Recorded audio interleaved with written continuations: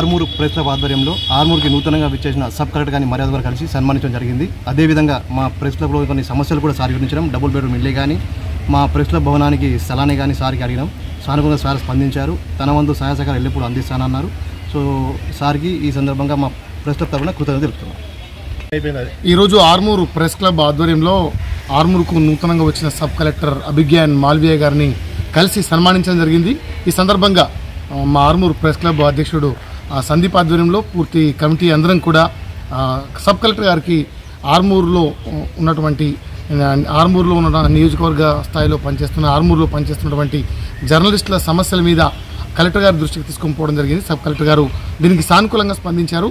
Double బెడ్రూమ్ల యొక్క కేటాయింపులో జర్నలిస్టులకు కేటాయించమని కోరడం జరిగింది. అంతేకాకుండా ఆర్మూరు ప్రెస్ క్లబ్ కూడా నూతన భవన మంజూరు కోసం స్థల సేకరణ విషయంలో కూడా మాట్లాడాం. తప్పకుండా దీని మీద సానుకూలంగా స్పందించి అతి త్వరలోనే ఈ సమస్యల్ని పరిష్కరించేందుకు సబ్ కలెక్టర్ గారు కృషి చేస్తామని జర్నలిస్టులకు హామీ ఇచ్చారు. ఈ సందర్భంగా వారికి ప్రత్యేకంగా కృతజ్ఞతలు, అభినందనలు తెలియజేస్తున్నాం.